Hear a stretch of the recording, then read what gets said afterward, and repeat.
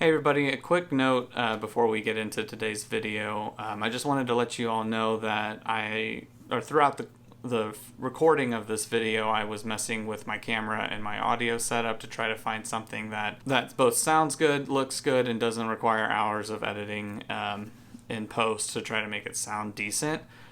So you'll see different things, different cameras being used, different audio. So if the audio sounds weird, I'm sorry. But what you're hearing in this clip and in the last clips will be what to expect going forward. So just wanted to put that out there before the video starts, and without further ado, let's begin.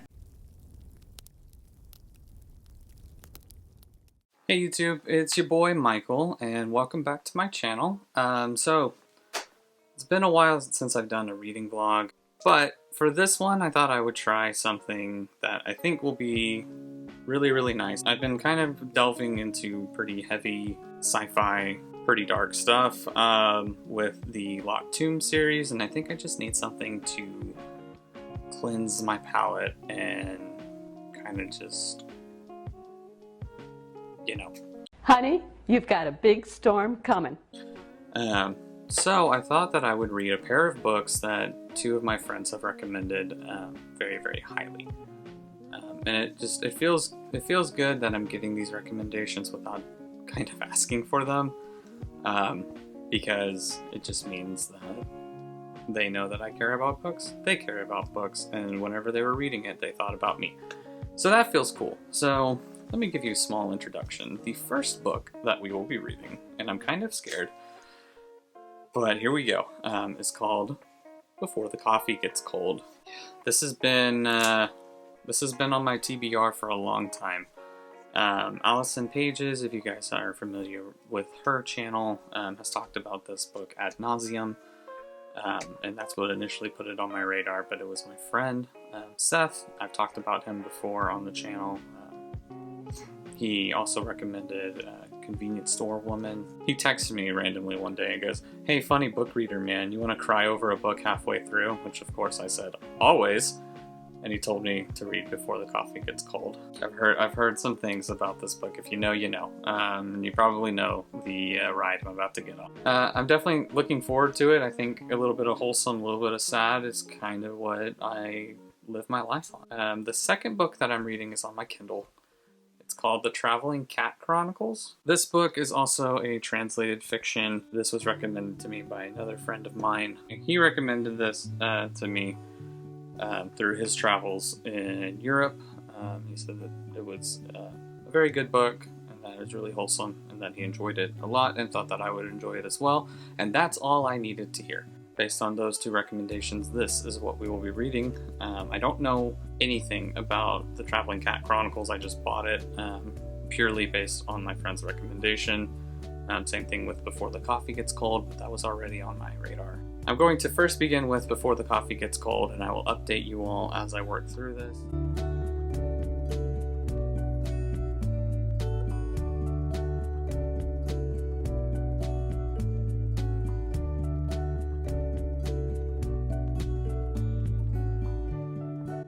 Hey everybody, so quick little update. It's actually been 6 weeks since I started Before the Coffee Gets Cold. Holiday season rolled around and it ate up all of my free time.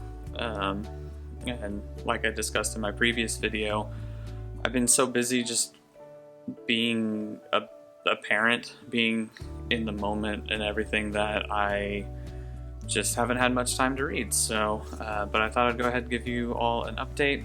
I am halfway through Before the Coffee Gets Cold. This story takes place in a cafe in Japan that has a well-known urban legend about it, that the patrons are able to return to a time in the past. Naturally, whenever that urban legend really kind of got media attention and everything, lots of people showed up to return to the past, but they learned very quickly that there are rules. And that's actually what I really like about this, is that rule number one is that regardless of what you do, the present isn't going to change. And I think that was enough to deter a lot of these patrons who wanted to go back to the past. Whenever they found out that they couldn't, they just left. And that's brought up several times in the book. But, you know, it's got me thinking a lot too, like, if I were one of these one of the people wanting to go back to the past, just hearing the first rule, would I want to go back? And there's a couple of different times in my life that I think I would. There are other rules, of course, or you have to stay in a specific seat that another character that I won't talk about normally occupies, but whenever that character leaves, you can occupy that seat and travel to the past. So that's like kind of the short version of it, but I'm really liking it so far. The first chapter is titled The Lovers. It deals with a couple where the man kind of breaks up with his fiance girlfriend thing to go and get a job in America, the dream job that he's wanted. The girl is not satisfied with kind of how things ended. She wanted to really like pour her heart out to him, so she goes back to this cafe and was like, hey, I need your help.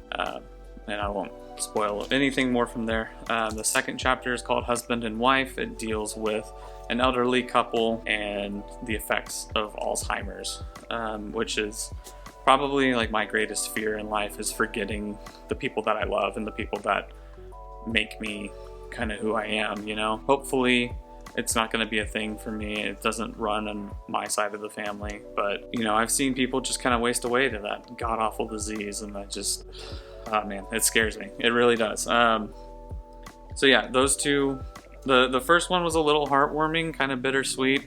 The second one is also bittersweet, but also just a lot more bitter and a lot more sad. But overall, I'm really enjoying this. It's a short read. You know, the text is pretty big, and the book size itself is, I mean, I'm holding it up close to the camera, so it looks huge, but it's really not that big. You really could knock this out in a day if you just sat down and did it. So I'm gonna knock out the next two chapters, let you guys know what I thought of before the coffee gets cold, and then we're gonna move on immediately. We're gonna move on immediately into the Traveling Cat Chronicles, because I feel like I just need something a little bit more wholesome. Because this is kind of heavy in a good way, for sure. So let me get cracking on, and I'll update you guys in a little bit.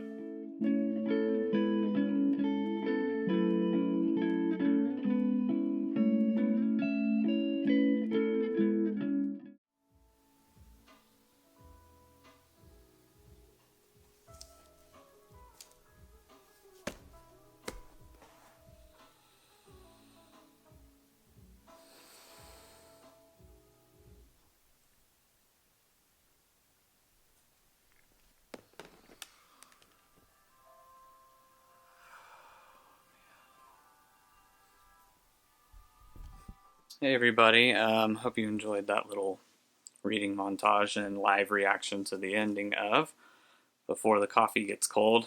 Yeah, I'm about 10 minutes removed from finishing it. I thought we could just try a different background, a little bit of a change of scenery.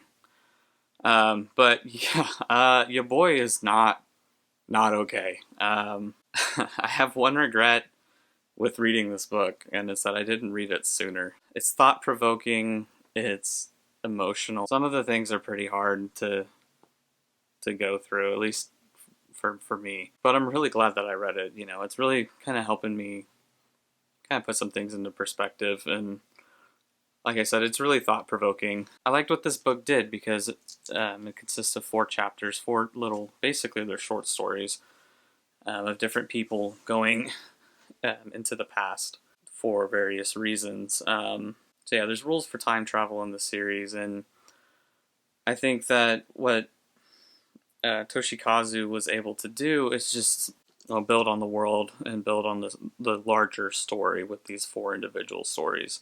I would say the third chapter, the third story, hit me the hardest. The 4th one also hit really hard.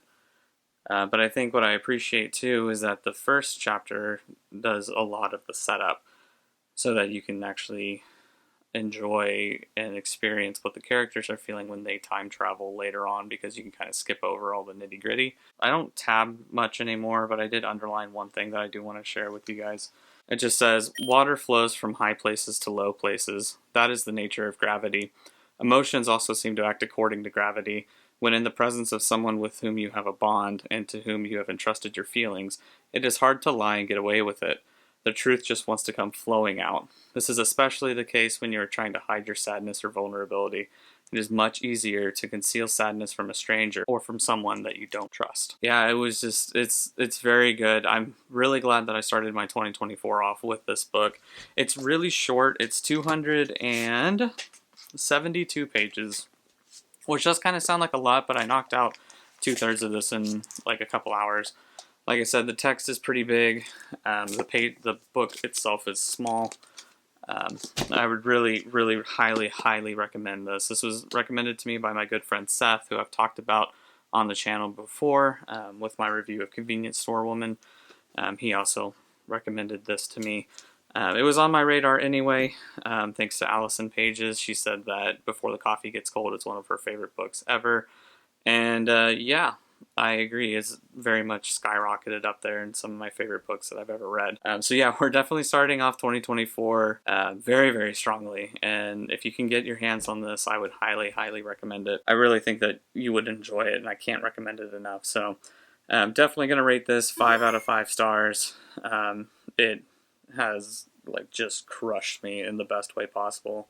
And I'm very, very glad and thankful to Seth for recommending it. And now, I don't know if I'm going to hop immediately into the Traveling Cat Chronicles or start it tomorrow, because I need some time to process what just happened to my soul. But I will talk to you here in just a little bit, and we'll keep on keeping on. Hey everybody, it's a couple days later, and I thought we would try a couple of new things, you know, new year, new me, all that. I'm not really that different, but I couldn't help myself from saying that. But we're using my phone now as the camera. I've got my nice little lapel mic, and hopefully this will help things in post. I started the Traveling Cat Chronicles on my Kindle. Like I said earlier, it is the digital version. It's just the version that I have. But I wanted to show something off really quick because I'm super excited. So this is my Kindle Oasis. It's nice. I loved it. But it was time for an upgrade. And ever since they announced it, I've wanted a Kindle Scribe, which for those of you that don't know is the largest ebook that Amazon offers, but it also has a pen so that you can write in notebooks and stuff like that. You can annotate your books. You can't write directly on the books yet. I imagine that that's either just a design choice that's going to stay that way, or they'll add it in a software update. But it came in today, and I love it. Look at all that text that it holds per page. It's got the pen, it magnetically sticks to it. I've got a case on the way, don't worry. First impressions of the Kindle Scribe, it's basically exactly what I thought it would be because I watched a ton of videos about it. Certainly did my research before pulling the trigger on it. I'm very, very impressed with it so far. The build quality is really nice. It's the same Kindle Paperwhite screen that's on the Paperwhites, the 300 DPI. It's the same one that's on the Oasis. I'm really excited. I think it'll kind of help me get my thoughts down on e-ink while I'm reading books, and kind of be a little bit more cohesive with my thought processes as I'm giving you guys my book reviews. That was something that I did in the Fourth Wing book review that I haven't done since, which was write down a bunch of notes while I was reading the book. And I think that personally the Fourth Wing book review was the best one that I've done so far, and really it was just because I wasn't flying by the seat of my pants. I had actually thought things through and had them written down on the Notes app on my iPhone, and so I was able to just kind of reference those while I told you guys what I thought. So anyway, let me know what you think. But back to the Traveling Cat Chronicles. So far I'm barely I'm not even 10% of the way in. One thing that's always kind of hard to adjust to when reading translated fiction is the writing style of the localizer. I don't know, it always just reads really weird, so it just takes me a good 15 to 20% through the book to get used to it. I'll keep on keeping on, and I will update you guys at my next update. I'll try to do maybe a 50% update and then a final update, my final thoughts on the books. So without further ado, I'll see you in a little bit. Everybody, I'm about 44% of the way through the Traveling Cat Chronicles at this point, and I figured that was close enough to halfway through, since it's the end of a chapter, to go ahead and give you guys an update on what I think about it so far. I'm still reading on my Kindle. It's the Kindle Scribe. The case just came in today. so I have to show it off, of course. This is the Amazon branded case. It's got magnetic enclosure, auto sleep waking, all the fun stuff that you come to expect.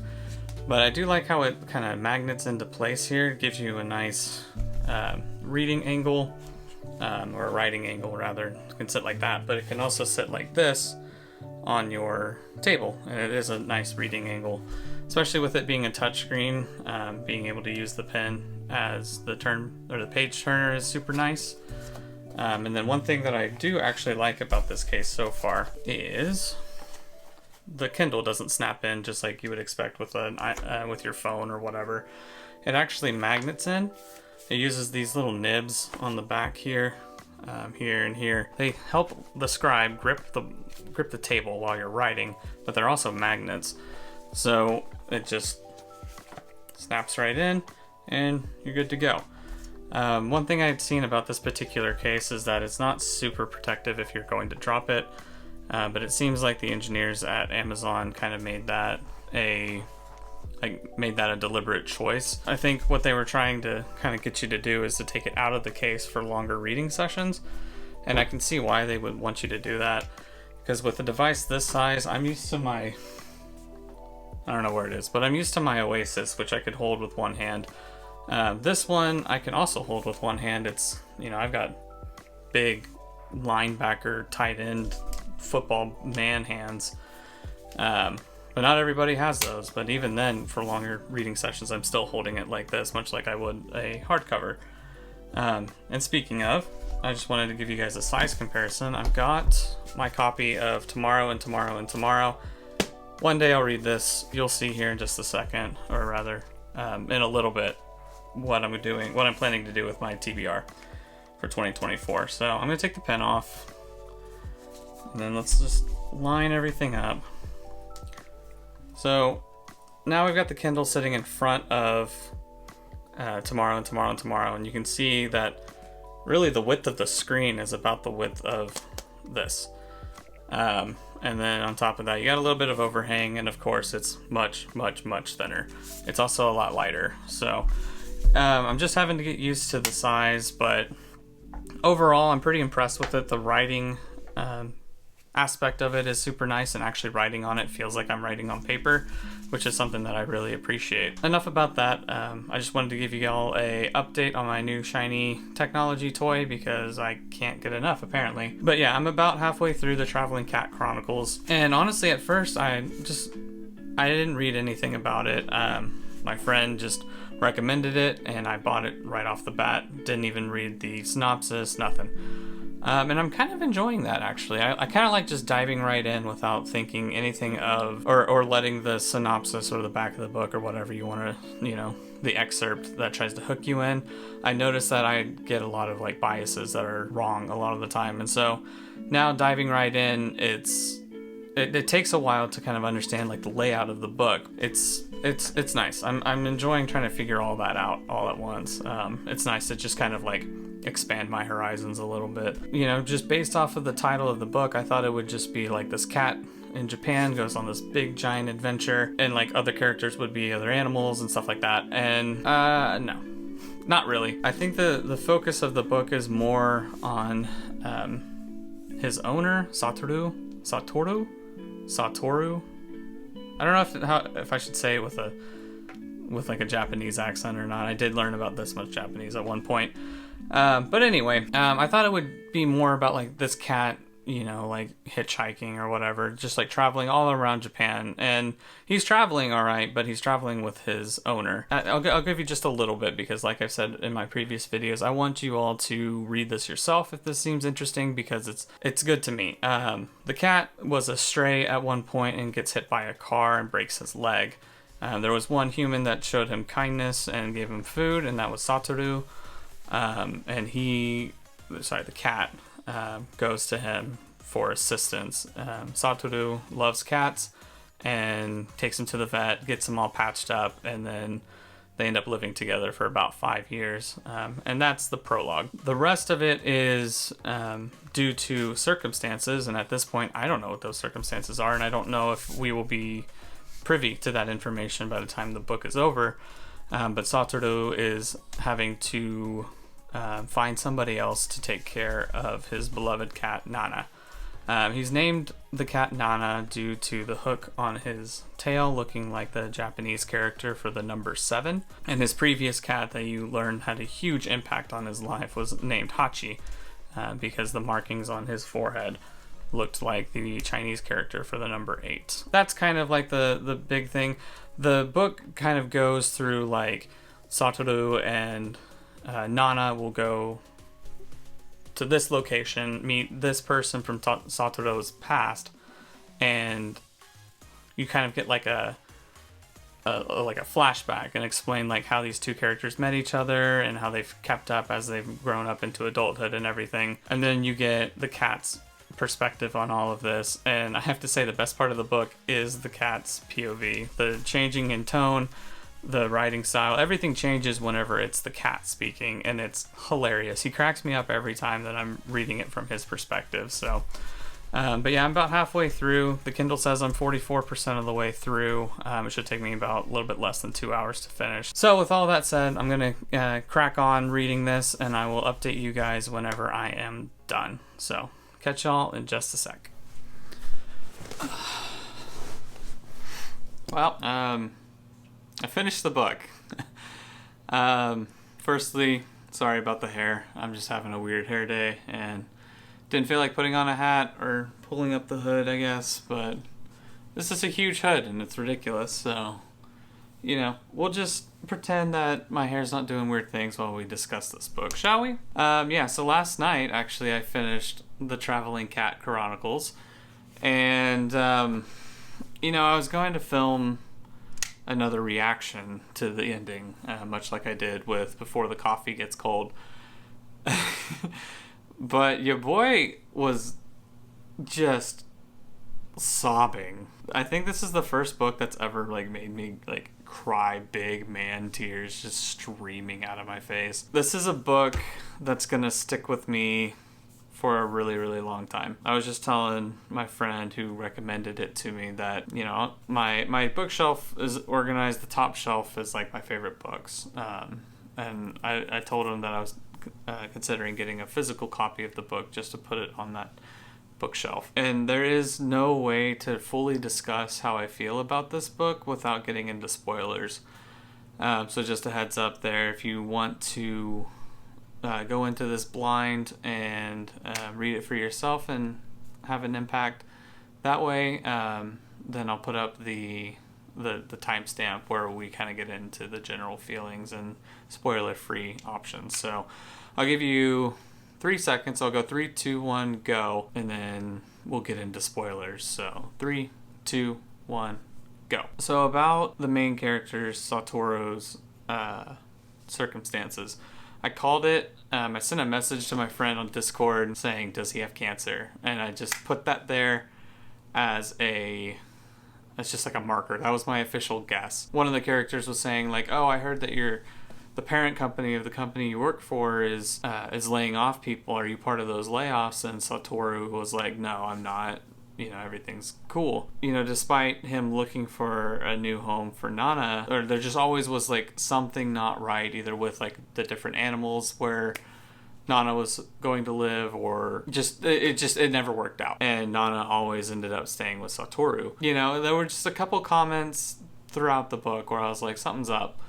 You know, this is a health-related issue. This isn't a job or something like that. As the book went on, I realized more and more that, like, this is Satoru's last journey through Japan, and he's spending it with his best friend.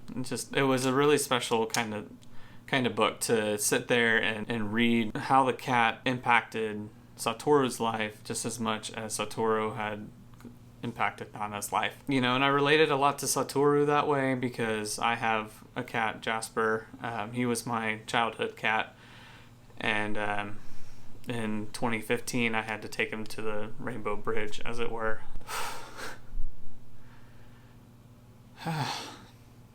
Been 9 years and I still miss him. So when Satoru talked about Hachi, his first cat, and the impact that he had, that really resonated with me. And there's one part I want to talk to you guys about. one highlight. It's towards the end of the book. You know, it really kind of wraps up these things. And it's it's Nana talking. He says, "Strays, by definition, have been abandoned or left behind, but Satoru rescued me when I broke my leg. He made me the happiest cat on earth. And I'll always remember those 5 years we had together, and I'll forever go by the name Nana, the name that, let's face it, is pretty unusual for a male cat." And he goes on to talk about the journey that him and Satoru took together. And I wrote my first handwritten note in the Kindle Scribe, and it was more about my current cat. I can't have a cat because my wife is allergic, but there for a while, me and my brother lived together, and we had a cat, and that cat's still around. His name's Pistol. So I wrote, "I hope that Pistol thinks that about me and my brother. I hope he knows how loved he is." And, you know, Pistol's getting up there in age, and, you know, toward the end of the book, Nana's getting up there in age, and it hits so hard. And the epilogue, not the end of the road. Also, every chapter has this really pretty artwork. There you go. Very pretty art. I'm sure in color it's even better. But the epilogue, I'm just going to say it now, Satoru dies of cancer. And the epilogue is a little bit like the immediate aftermath, right? Like, all the friends that you meet in the book come to the funeral, and they come and talk to Satoru's aunt, who kind of helped raise them. And that's who Nana is staying with now. And, you know, it reminded me, again, just as I had gotten over, you know, feeling what I did about Jasper and Pistol, then the next scene immediately made me think of my good friend on Discord, Nate, who we knew more by his online moniker of Miss Reckoning. He also, almost 2 years ago now, passed away from cancer, and he had a cat, Navi, that he loved a lot. And, you know, in the immediate days following hearing of his passing, I thought a lot about that cat. You know, I don't have any contact with that family, so I'm not really sure, but I'm sure that the cat was well taken care of. I just hoped and thought a lot about that cat because of how much it meant to Rec. This epilogue here, it hit hard.